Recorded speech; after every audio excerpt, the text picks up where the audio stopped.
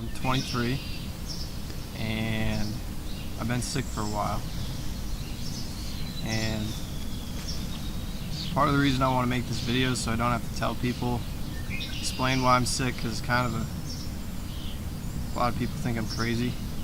But another part is because I want to help people, because I think a lot of kids involved in soccer, which is like I got sick through soccer. That's what I tell people. Like, it's not necessarily soccer. Like, I'm not saying soccer can't be played and be a good thing, but I think the way that it's played, the way that I was taught, the way I'm sure a lot of kids are still taught, really mess you up. And like, I think for me, I got really messed up, like, to an extreme degree when you compare me to like the average high school soccer player who played, like, I played year round for about 4 years. I played my whole life though, since I was like 6. Yeah, like I feel like I'm on the extreme end because of the way that I played and what I was taught. A lot of people who played soccer just get kind of caught in the middle. Like, I feel like a lot of my friends, they did some damage to their bodies, but now they have to work, so they don't have time to recuperate. Me, I like fell off a cliff. Well, not really. It was kind of like a straight line down a hill. A metaphorical cliff. Yeah. I just feel like my whole life, like since I was 6, I just kind of slowly had more and more bodily problems, especially with my head. Like, well, and then I reached college. Sorry. What did you say? What specifically do you mean bodily problems? Well, I think a lot of pain. I mean, and whatever else, like everything, a little bit of everything. Like, I would say I had some ADHD, PTSD, like some of everything. Just all made worse by soccer. Yeah, so when I reached college, like I did 2 years of mechanical engineering and got really good grades, but then like eventually I stopped being able to look at screens, and I was laying in bed in the afternoons, going to bed at like 8. Like, I could not handle my life, and a lot of that was definitely emotional, but like their emotional and physical is very tied together. I think a lot of kids are in danger, but they don't know it because the whole culture around soccer is so, a lot of people think football is worse, and hockey, maybe lacrosse. Like, soccer is less dangerous than that. I think there's a lot of denial around the problems that soccer can cause and what should be done to protect kids. And like I just wish I had some older guy tell me when I was 12 all the harm that could come from playing soccer. And like, again, like, everyone knows about concussions. You know, oh, you can get concussions, like that's a problem, like it messes with your brain, but CTE. Yeah, like it's an all or nothing thing though. Yeah. And I think even heading the ball every time, you might call it like a micro trauma or something. Like, it hurts a little bit, but you do it 1,000, 2,000 times. Like, I played soccer year round on 2 teams for 4 years. Probably headed the ball 3 times a day. So what does that add up to? Like, summer of 2017, summer of 2018, I probably saw 20 doctors.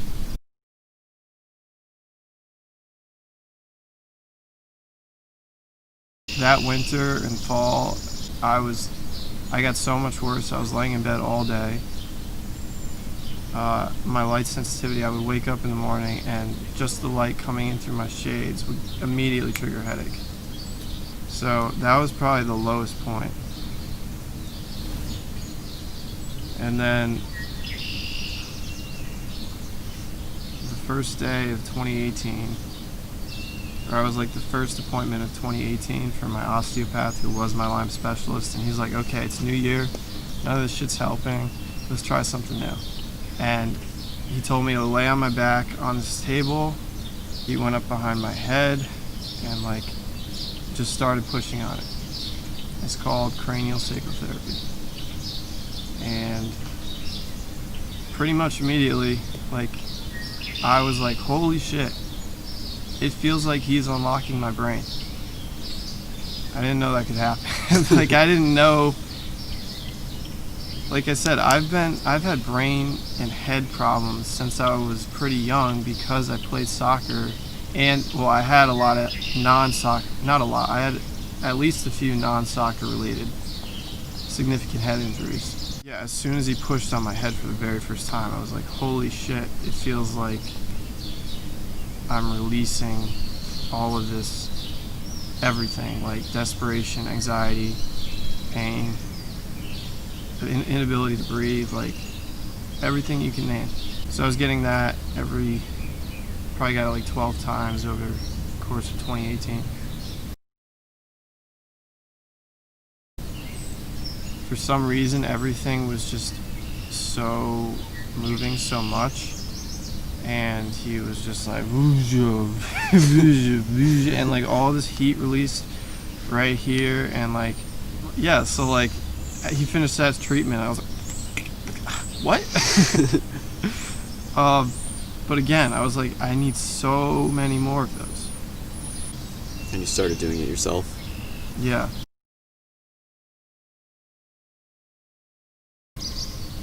One time in 2017, I was actually walking right down this road, and I looked to the left. And I realized I hadn't looked to the left in probably like 2 years. For real. Like, you didn't turn your head physically, or you didn't like...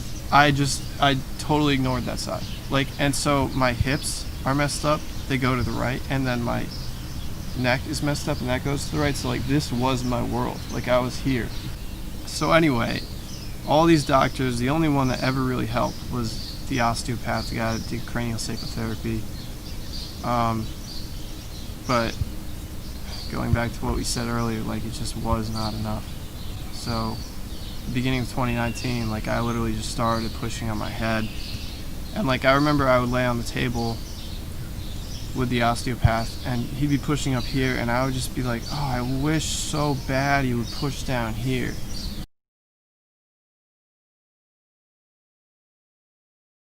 It became my whole life, like, overnight.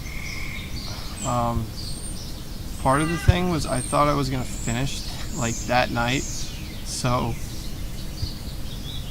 I've been doing that for 17 months for 6 hours a day. Part of the problem with pushing on my head is, like, I do it 6 hours a day, but then overnight everything moves back like 90%. So I have to do it 10, 20, 30 times before it really sticks. So like, I can kind of see in the morning how I feel, and then versus at night I usually feel a lot better because my bones are more aligned, but then it moves all back, and then I fix it the next night. So like, this past month I was pushing my temporal bone, occipital bone, around into the right and up. Every night when I finished, I felt a lot less desperation. I realized I could focus a lot better. I could balance a lot better. I felt a lot more loose. Just from pushing on there for 1 or 2 hours and pushing elsewhere. And so yeah, like back in November, I feel like this part of my skull used to be like down here in my neck. And like, of course, the whole rest of the skull kind of goes with it, and my neck was shorter and my spine was curved a lot more that way to compensate. Like, upon rereading my CranialSacral book by John Upledger, the guy who discovered it, he talked about something called energy cysts, which your tissues, in order to dampen the blow that you receive, will sometimes absorb energy. And then in order to fix those tissues, you have to push out whatever, your bone, your body, and what, like, I do it all the time. Like, I'll get to a really deep spot and go through this like really hard thing to move, and then it moves, and then like all this heat releases from the tissue storing energy. And so, like, going back to what I said about my head literally being further down my neck, like, I think all of my right side of my neck was just totally compressed. The tissues themselves. Like, the analogy would be if you had a marshmallow and you only compress it very easily, it'll just bounce back. But if you smush it, it's not going to go all the way back. And like I'm saying, that was happening here. So there was literally less tissue volume on the right side. So that's how my head kind of got literally lower down my neck. In this, well, culturally, we don't, like, what I'm doing is crazy. You push on your body, you need a doctor to do that, you know. But I think, like, it's the oldest medicine in the book. You hurt something, like, you can't go to a doctor. If you're a Native American, I mean, you go to a shaman or whatever else, but they had bone doctors, like, and that means an osteopath, a guy holding your bone in a certain way to fix your pain. Today, there's none of that. Like, that was part of my issue. Like, if I ever complained that I needed help, that I'm sick, that I'm hurt, you go to a doctor, you go on a medication. You know, they don't. I didn't even know. Like, I was seeing an osteopath for 6 months, and we didn't even go down that road. And I told him, like, I'd played so much soccer, you know? So it's just like an alternative therapy that not many people, especially kids, are going to know about. And like, my hips are really messed up, and only now that I've fixed my head can I feel how, like, numb, like, there's pain there, but it's just numb pain. Like, if you pinched yourself for a year, you're not going to feel it until you, like, actually put your hand on it and, like, try and fix it. Then it'll be pain instead of just numb. But like what I'm saying, like, okay, don't head the ball, but now it's totally safe to play soccer, but like, you might mess your hips up. And like, something that happened to me this past month is I finally started pushing, like, here for 2 hours in the morning. Like, I'd never pushed on my hip before, towards my sacrum, and like, I released something, and all of a sudden, like, I felt all of my spinal fluid, my cerebral spinal fluid, which is kind of the tenet of CranialSacral Therapy, is like getting the cerebral spinal fluid flowing, because it flows, cycles up and down every 6 to 10 seconds from your cranium to inside your head. And so what happened was I released something pinching my cerebral spinal fluid, my spine, down to my sacrum, and then all of this spinal fluid traveled up my back, like literally inflated my torso, deflated my hips. I was in so much less pain. Inflated my skull, less pain in my head, and my mouth flooded with saliva. My world brightened up, like I was taking in more light. I felt the ghost in my brain return, which I was like, whoa, this is what he was talking about in that book. And wide awake, I walk downstairs. My sister looks at me and she goes, "Your eyes changed color." And from brown to hazel.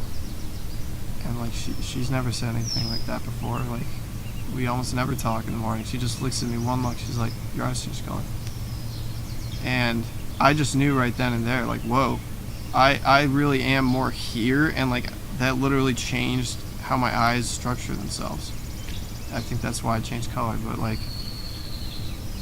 I said before, you have to do everything 30 times to get it to stick. So like, I haven't again reached that openness point. Like, my sacrum still is pinched, but that was just like, holy shit, yeah, this is the real deal.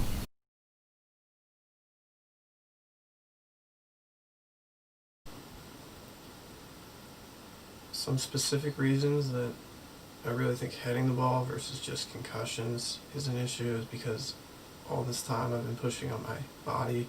Like, I've been pushing it in that direction. Like, my head, I'm pushing like that. My shoulders going like that. This is going that way. My hips are going down. And just thinking about it, like if I ever chested the ball, I would have gone like that, put the ball on my right foot, and that's going to pull everything that way. And if I ever headed the ball, I would have gone like that and headed it right here, and again, that's going to pull everything that way. And just like another reason is I can fix my bones with my hands. Like I've changed my face with my hands. And some people say that, oh, it's not safe to head the ball here, but it's safe to head the ball here. But again, like I can move this bone just as much as I can move that bone. So what do you think a soccer ball is going to do? I have really bad tinnitus, but for 1 week, like I would always push here, and then after I had finished pushing there, my tinnitus would be gone and my hearing would be great.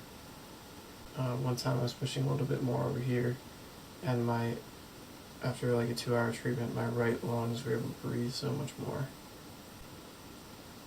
One time I got to this point right on my chest, and it was really sharp. It was like 2 hours into pushing right here. And I was breathing like, and I realized like it felt like all the asthma that I used to have as a kid was right there, and I pushed it out. It feels better now. Also, I've had 3 issues that I can remember since I was a kid that have not gone away until I started pushing on my body. I got a wart on my foot. I tried to burn that off like 10 times, not like 4 times. And nothing would kill it. And then finally, like 5 months into pushing on my body, it dies. I've had a shoulder problem since I was a kid. Again, that's going away. Like as I push on my shoulder, it's fitting more and more in the right place. And I also remember as a kid I used to walk around like that. I didn't know why. Like especially when it was really bright out, I would just cover my left eye. But now I realize back when I was like 10, my optic nerve in my left eye was already pinched. So the point being that my body was already pretty messed up from a young age. And I'm sure soccer had a lot to do with that.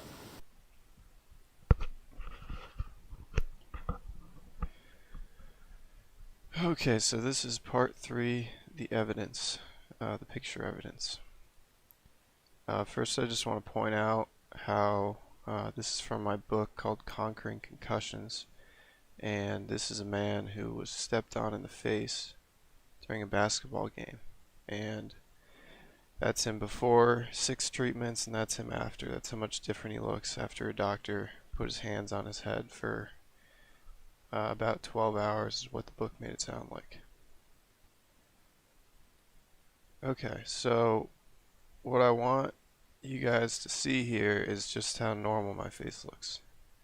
My chin's in the center, like everything's aligned. It looks pretty healthy as a young kid. And again, I would say everything here looks pretty normal. So I'm 10 at this age. Probably right around when I started heading the ball is 10. And then this photo's from 2010, so I'm 13. And right here is where I first see changes to my facial form. Like what I notice is my right eye looks lower, like my whole right face looks lower. My nose looks like it's kind of going that way. My right ear looks lower, and you're going to see this pattern continue through all the rest of the pictures. Again, look at how normal I look there, and then I'm 16 there, and look at how much different I look.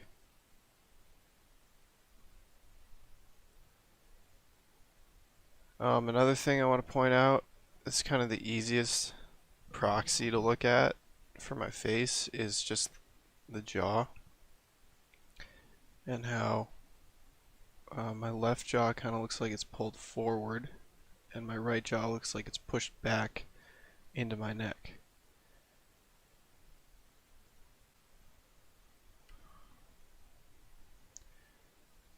Again, just look at how weird and warped my face looks there.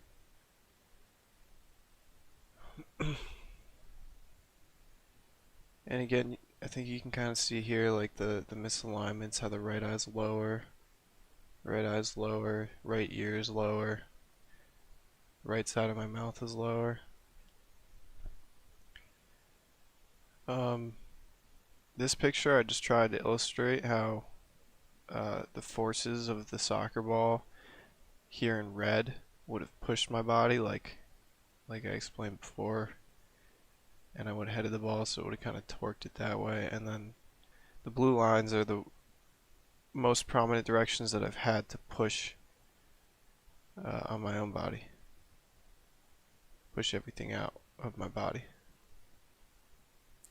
Here I feel like you can see how my left jaw is pulled forward. Here I feel like my right nipple looks lower, and a lot of you are probably just going to say, oh, that's just your posture. And while I'm sure that plays a part, I really think there's a lot of misalignment going on here that is causing that to be that way. Again, just look at my jaw. Look at that side and look at that. Like how my jaw's just jammed down in my neck on the right side. And these two photos, you can kind of get a glimpse of, again, the warped shape of my head.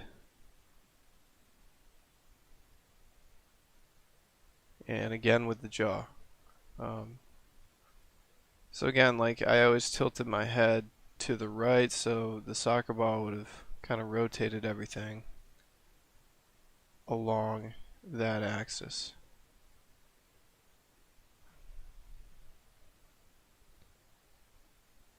My face looks really weird here. Like even more weird than usual. I don't know why, but... And that was only 2 years ago.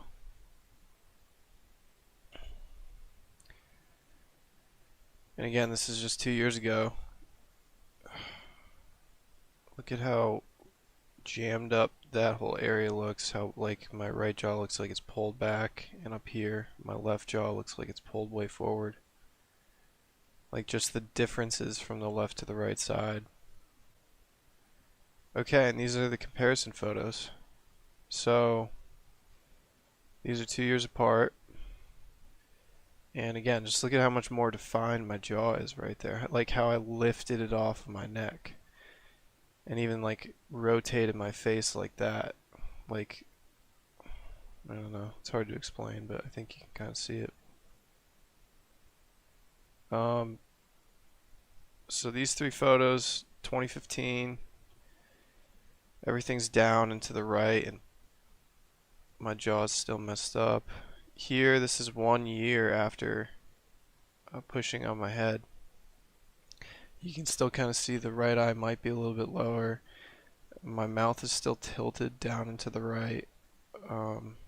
My nose still looks a little bit off. And here, it still doesn't look perfect, but you can see how my mouth is completely flat. My right ear looks more forward than in the other two pictures.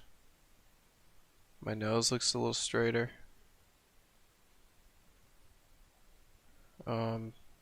This picture, just look at how straight the front of my face is and how not straight that is.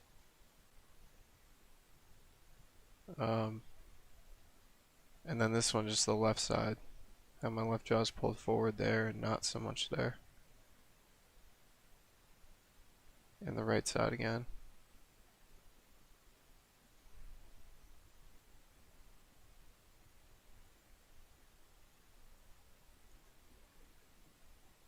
Okay, so here I just want you to see, this is an MRI from before I started pushing on my head. And this shows something called a Chiari malformation right here. So that's the edge of my skull, and that's my cerebellum sticking down my neck. So if you look online, it says that these are supposed to be genetic phenomena, but and also that's what a normal one looks like. That's not me. But as I was saying, these are supposed to be genetic, and I really think that for me and for most people, they're probably not. I think it's probably because their skull is messed up and can't fit your brain, so it gets squeezed down the only place it can go. I mean, just look at how weird that kind of looks, but that shows my septum, I think. pinching my left nostril. Here I just want you to see on this left picture how my right jaw is a 1/4 inch lower than my left. And here my whole head is at a 88.3-degree angle. And then this is just when I got diagnosed with the TBI from the QEEG test. And so the last thing I want to say is, like, I think if I ever got another MRI, it would show drastic changes to all these things, all these features. So that's another point of evidence that I might have. So yeah, if anyone knows anyone who has had any kind of a similar experience, like my experience seems like such an extreme thing. I haven't found anyone who can tell me they've gone through the same thing, so I'd be really interested to hear that. Thank you.